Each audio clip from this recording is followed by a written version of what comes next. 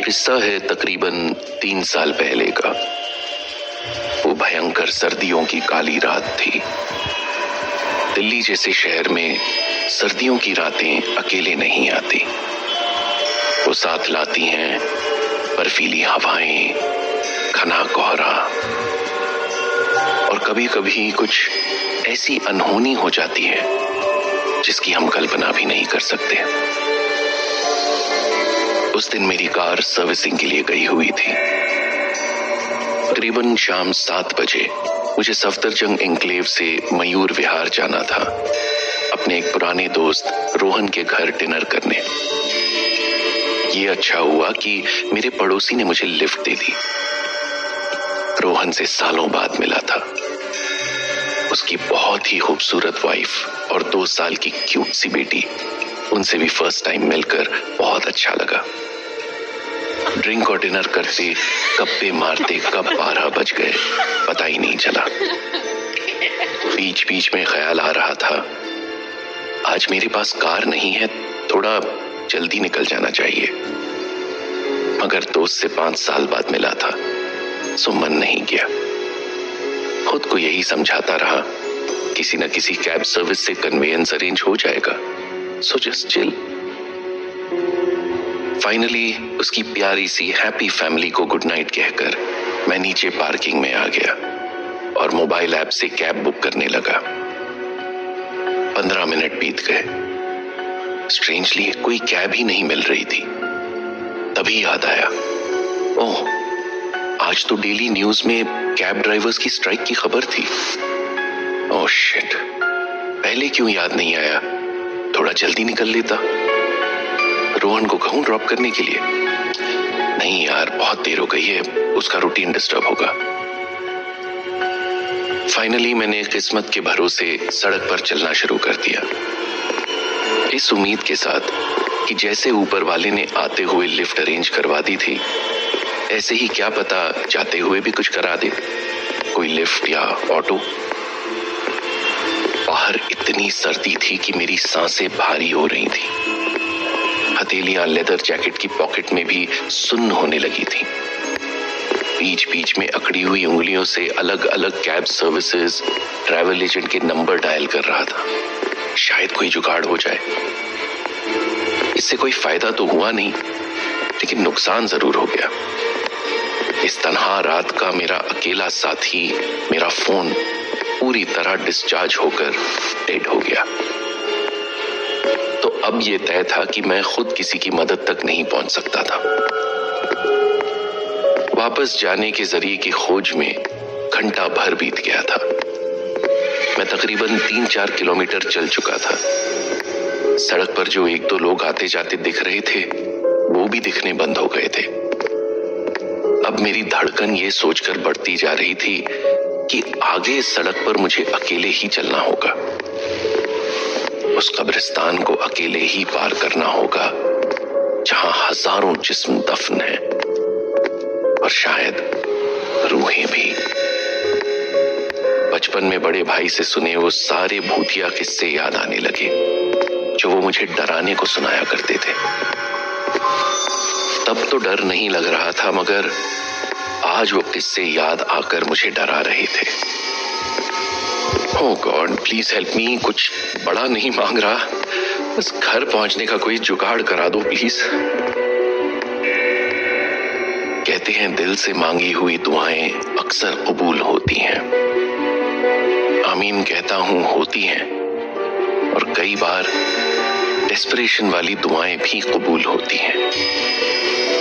मेरी भी हुई।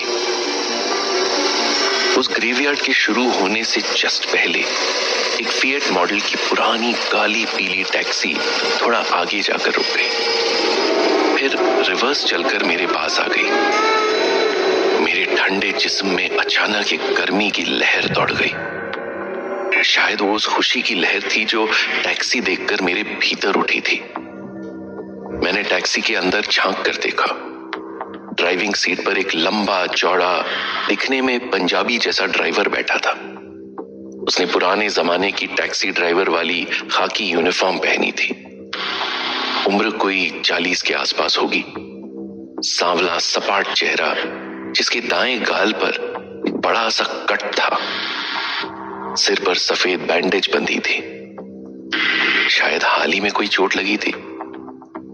उसकी दो गोल भूरी ठहरी हुई आंखों को देखकर मैं भूल ही गया कि मुझे जाना है। बैठो, मैं छोड़ दूंगा। कब्रिस्तान से इस वक्त अकेले गुजरना ठीक नहीं है, ड्राइवर ने भारी आवाज में कहा। मुझे सफदरजंग एन्क्लेव जाना है, बताते हुए मैंने मन ही मन ऊपर वाले का शुक्रिया कहा और टैक्सी में बैठने लगा। बैठते ही मुझे बड़ी स्ट्रेंज फीलिंग आई। अचानक से गर्मी लगने लगी, जैसे वेदर टेम्परेचर एकदम से बढ़ गया हो। मुझे पसीने आने लगे तो मैंने लेदर जैकेट उतार दी। टैक्सी तकरीबन 40 की स्पीड से चलने लगी। मैं उस टैक्सी का गौर से मुआयना करने लगा। वहां हीटिंग सिस्टम जैसा तो कुछ नहीं था। उसकी पुराने जमाने की गद्देदार छोटी सीट थी। सीट के ऊपर एक साइड में लगा छोटा सा पंखा था। खिड़की पर लगे लाल पर्दे, चलता हुआ काला मीटर, रेडियो पर ट्यून आकाशवाणी की जिसमें ब्लैक एंड व्हाइट एरा के पुराने फिल्मी गाने बज रहे थे। ये सब देख मुझे 80s में बिताए अपने बचपन की याद आ गई। आपने इतनी पुरानी टैक्सी भी खूब अच्छे से मेंटेन की हुई है, मैंने तारीफ की, मगर वो कुछ नहीं बोला। वैसे आपने ये क्यों कहा कि कब्रिस्तान से इस वक्त अकेले गुजरना सेफ नहीं है? मैंने बातचीत जारी रखी। ये वक्त आत्माओं के घूमने का होता है और उस कब्रिस्तान में कुछ खतरनाक आत्माएं हैं। उसने ऐसे सीरियसली जवाब दिया जैसे आत्माओं के साथ रोज का उठना बैठना हो। जवाब सुनकर मुझे हंसी आ गई। तो आपको यहाँ अकेले आने से डर नहीं लगता? मैंने हंसते हुए पूछा। वो चुप रहा। शायद ये खुद ही डरा बैठा है, इसीलिए मुझे बिन मांगे लिफ्ट दे दी कि एक से भले दो होंगे। मैं ये सोचकर हंस पड़ा और अपना ये जवाब मुझे लॉजिकल भी लगा। मुझे खाली सड़क पर भी उसकी स्लो ड्राइविंग से झल्लाहट हो रही थी। थोड़ा स्पीड बढ़ा लो यार, मैंने टोका। तेज स्पीड से एक्सीडेंट हो जाते हैं। उसकी आवाज में एक डर था। शायद हाल ही किसी एक्सीडेंट से गुजरा है। गाड़ी के दरवाजे पर भी तगड़ा डेंट है। चलो कोई नहीं, पहुंच ही जाएंगे कभी ना कभी, मैंने खुद को समझाया। तकरीबन 30 मिनट बाद उसने जोर से ब्रेक मारते हुए टैक्सी रोकी। मैंने सामने दाएं बाएं देखा तो कुछ नहीं था। पलक झपकते ही पता नहीं कहां से एक 16-17 साल का लड़का आ गया और टैक्सी में झांकते हुए बोला, भैया सरोजनी गवर्नमेंट स्कूल ड्रॉप कर देंगे क्या? मेरी स्कूल बस छूट गई है। बैठो, ड्राइवर ने उसे बिठा लिया। वो लड़का मुझे कुछ अजीब लग रहा था। वो स्कूल यूनिफॉर्म में था। इस वक्त रात के 1:30 बजे इस वक्त कौन सा स्कूल चलता है? उस लड़के की यूनिफॉर्म, बैग, हेयर स्टाइल ऐसे जैसे वो आज का नहीं, कोई 30 साल पहले का स्टूडेंट हो। और ये देखकर तो मैं दंग रह गया कि इतनी सर्दी में भी उसने कोई स्वेटर वगैरह नहीं पहना था। उसकी शर्ट और माथा पसीने में ऐसे भीगे थे जैसे कब से चिलचिलाती गर्मी में खड़ा हो। लड़के के बैठते ही टैक्सी चल पड़ी, मगर मुझे अपनी तबीयत कुछ खराब लगने लगी।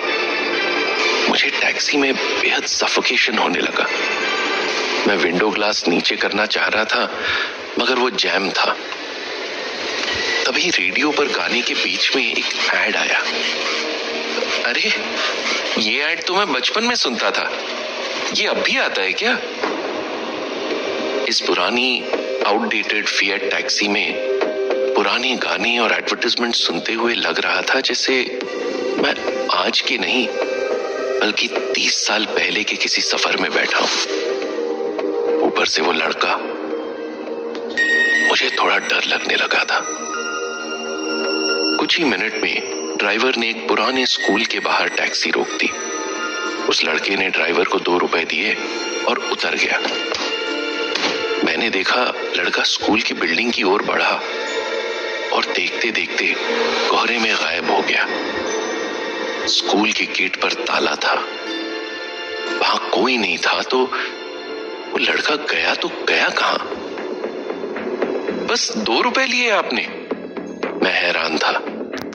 हाँ, यही रेट है तो यही लूंगा ना, कहते हुए ड्राइवर ने गाड़ी आगे बढ़ा दी। वो सरोजनी नगर के एक पुराने मैदान के सामने फिर से रुका। मुझे याद आया 2 साल पहले तक यहाँ सरकारी अपार्टमेंट हुआ करते थे, फिर उन्हें गिरा दिया गया था। तब से ये जगह यूं ही खाली पड़ी है। अंधेरा बहुत गहरा था, दूर दूर तक कोई नजर नहीं आ रहा था। मैं सोच ही रहा था इसने यहां टैक्सी क्यों रोकी। तभी उस अंधेरे को चीरते हुए 2 झुर्रीदार बूढ़े चेहरे टैक्सी की फ्रंट विंडो पर दिखे। वो कोई 80 साल के आसपास का सीनियर सिटीजन कपल था। बेटा, हमें सफदरजंग हॉस्पिटल जाना है, उस बुजुर्ग ने कहा। दोनों दिखने में काफी बीमार लग रहे थे। ड्राइवर ने अंकल को आगे बिठा लिया और उनकी पत्नी पीछे मेरे पास बैठ गई। आंटी अपने पति से कुछ न कुछ पूछ रही थी। घर का दरवाजा तो ठीक से बंद किया ना? इन सरकारी घरों का कोई भरोसा नहीं। और गैस भी चेक कर ली थी ना? सारी रिपोर्ट लिख ली? वो दोनों मुझे ऐसे इग्नोर कर रहे थे जैसे मैं वहां था ही नहीं। डॉक्टर को फोन कर लिया था ना? उन्होंने फिर से पूछा। ओह, भूल गया। हमेशा ऐसे ही करते हो आप, कोई काम ठीक से करते। वो कांपती आवाज में डांटने लगी। बेटा, दाईं ओर एक पीसीओ आएगा, वहां जरा गाड़ी रोक लेना, एक फोन करना है। आंटी ने ड्राइवर से गुजारिश की। स्मार्टफोन के दौर में पीसीओ? इन लोगों के पास मोबाइल नहीं है क्या? मैं सोच ही रहा था कि ड्राइवर ने दाईं ओर लेकर टैक्सी रोक दी। जाइए, सामने से फोन कर लीजिए। वो बुजुर्ग टैक्सी से उतर गया, मगर मुझे तो वहां दूर दूर तक कोई पीसीओ नजर ही नहीं आ रहा था। वो आंटी जोर जोर से खांस रही थी। मैंने उन्हें पानी ऑफर किया, मगर वो मुझे पूरी तरह इग्नोर कर रही थी। मैंने उन्हें ध्यान से देखा। उनके हाथ में किसी डॉक्टर का लिखा प्रिस्क्रिप्शन था। ये क्या? प्रिस्क्रिप्शन पर ये कौन सी तारीख है? 7 मई 1982? 1982? इतना पुराना प्रिस्क्रिप्शन? पीसीओ? लगता है आज कुछ ज्यादा ही चढ़ गई। शायद मैं सही हूं। कैसे कैसे इल्यूजन हो रहे हैं, किसी पुराने सफर का हिस्सा बन गया हूं। तभी मेरी नजर उनके पैरों पर पड़ी। मैं सदमे में आ गया। अरे, ये क्या? इनके पैर तो उल्टे हैं। तो क्या ये भूत है? मैं बुरी तरह डर गया। चिल्लाना चाह रहा था, टैक्सी से उतरकर भागना चाह रहा था, जैसे मेरा खुद पर कोई कंट्रोल ही नहीं रह गया था। What the hell is going on? मैं हिल क्यों नहीं पा रहा हूं? क्या मुझे स्लीप पैरालिसिस हुआ है? क्या ये कोई सपना चल रहा है जो मैं टैक्सी में बैठा नींद में देख रहा हूं? मैं जितना समझने की कोशिश कर रहा था, उतना उलझता जा रहा था। हालात मेरे काबू में नहीं थे। वो अंकल टैक्सी में आकर वापस बैठ चुके थे और मैं डरा सहमा सब कुछ चुपचाप देख रहा था। कितनी बार कोशिश की ड्राइवर को इशारे से कुछ बताऊं, मगर वो भी अपनी धुन में मस्त था। कुछ ही मिनटों में ड्राइवर ने उन्हें हॉस्पिटल के बाहर ड्रॉप किया, वो भी बस 3 रुपए में। वो धीरे धीरे चलने वाले बूढ़े टैक्सी से उतरते ही कहां गायब हो गए पता नहीं। बस मुझे अब इतना सुकून था कि मेरा घर अब पास ही था। मैं तुम्हें सफदरजंग के टैक्सी स्टैंड छोड़ दूंगा, मैं उससे आगे नहीं जाता, ड्राइवर ने कहा। मुझे भी थोड़ा रिलीफ मिला कि चलो अब मैं इस खौफनाक सफर से बाहर निकलूंगा और आज के बाद उस कब्रिस्तान वाले रास्ते पर कभी नहीं जाऊंगा। कुछ ही मिनट में टैक्सी स्टैंड आ गया। टैक्सी के रुकते ही मेरा शरीर हिलने डुलने के काबिल हुआ। मैंने तेजी से टैक्सी का लॉक खोला और तुरंत बाहर निकल ऐसे भागा जैसे कोई बुरा साया मेरे पीछे पड़ा हो। तभी याद आया, मैंने टैक्सी का भाड़ा तो दिया ही नहीं। मैं तुरंत पीछे मुड़ा तो देखा वहां कोई नहीं था। मैंने आसपास हर जगह नजरें दौड़ा ली मगर दूर दूर तक कोई नहीं था। मैं फिर डर से थर थर कांपने लगा। कहीं वो ड्राइवर भी तो भूत नहीं था। सोचकर मेरी हालत खराब हो गई और मैं तेजी से घर भाग गया। मुझे नहीं पता था ये जो मेरे साथ घटा है ये हकीकत है या कोई सपना, मगर मैं एक पल के लिए भी उस नाइटमेयर को कंटिन्यू रखना नहीं चाहता था। अगले दिन थोड़ी देर से आंख खुली। रात का नशा भी उतर गया था। मैं अपने बिस्तर पर सही सलामत था, फिर भी वो खौफनाक सफर मेरे दिमाग पर हावी था। वो ड्राइवर, टैक्सी, लड़का, सभी के चेहरे मेरी आंखों के आगे सवाल बनके घूम रहे थे, जिनके जवाब ढूंढने मैं सुबह उस टैक्सी स्टैंड पर पहुंच गया जहां रात मुझे उस टैक्सी ने ड्रॉप किया था। हल्की हल्की धूप में ठीक वैसी ही एक काली पीली टैक्सी उसी जगह खड़ी थी, धूल और जालों में लिपटी।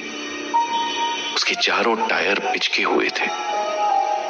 यकीन नहीं हो रहा था कि रात इसी ने मुझे ड्रॉप किया था।